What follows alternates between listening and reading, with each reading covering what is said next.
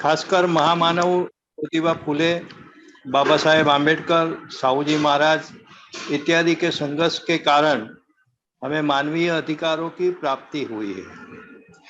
इन अधिकारों के कारण बहुजन समाज के अच्छी खासी स्थिति में है, अच्छे घरों में रहते हैं, अच्छा खाना पीना मिलता है, अच्छी सुख सुविधा मिली है, लेकिन समाज का एक बहुत बड़ा हिस्सा आज भी इन सारी चीजों से वंचित है। उसके लिए तो सर्वसाधारण मानवीय हक भी प्राप्त नहीं है। तो इनके लिए कौन क्या करेगा? हम हमारी जो मीटिंग है या जहाँ पर भी संगति लगती है तो रोज कॉन्स्टिट्यूशन का प्रीएम्बल उसका अभ्यास किया जाता है। हम प्रीएम्बल में ये कहते हैं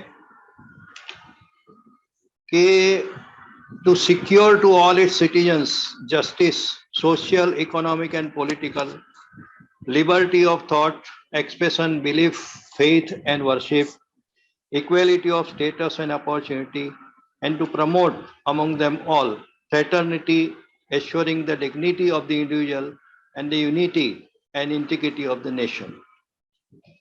अब यहाँ पर जो प्रीएम्बल में न्याय, स्वातंत्र्य, समानता और भाईचारा की सारी संकल्पना जो की गई है, उसका आज अगर हम हमारे आसपास देखते हैं तो सरेआम दिन दहाड़े उसका भंग होते हुए देख रहे हैं।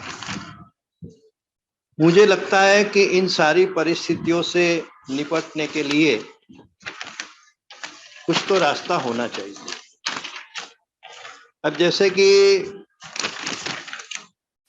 आज की परिस्थिति में, आज के दौर में हम देखेंगे तो बहुत सारे बदलाव किए जा रहे हैं।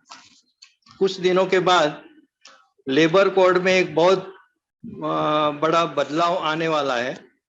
अभी तक जो 8 घंटे हम काम करते थे उसके बजाय हमें 12 घंटे काम करना पड़ेगा।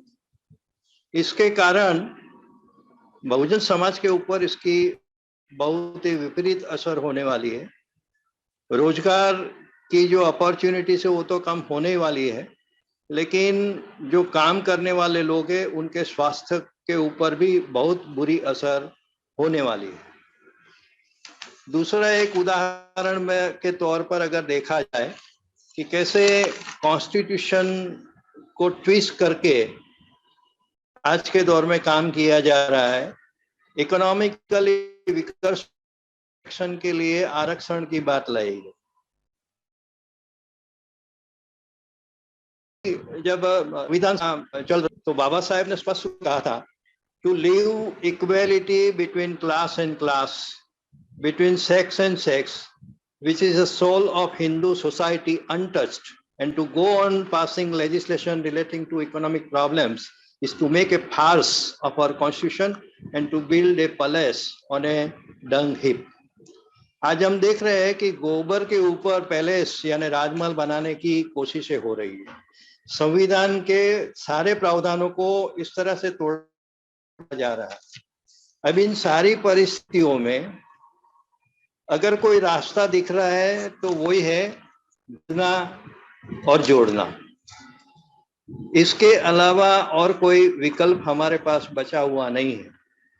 हम जो लोग जिम्मेदारी समझते हैं उनके ऊपर इस जिम्मेदारी को बहुत त्वरित गति से निभाने की बहुत बड़ा काम आ गया है। जिस तरह से विगत 1 साल से ज्यादा समय से हम जूम मीटिंग के माध्यम से जुड़ रहे हैं और जगह जगह पर जिस तरह समण संघ की संगति सफलतापूर्वक हो रही है, इससे ये जरूर लगता है हम जुड़े हैं तो जीतेंगे ही। आज अगर देखा जाए तो जुड़ना और जोड़ना एक बहुत बड़ा काम है और समण संघ को अगर मजबूती मिलेगी तो इस जुड़ने और जोड़ने के काम से ही मिलेगी। मैं समझता हूं कि विगत 1 साल से जो कार्य हो रहा है और आगे भी जो होने वाला है उससे एक बहुत बड़ी उम्मीद हम रख सकते हैं और इस काम में हम जितने भी स्पोक्स वगैरह जो लोग हैं उन्होंने पूरे तन मन धन से लग जाना पड़ेगा।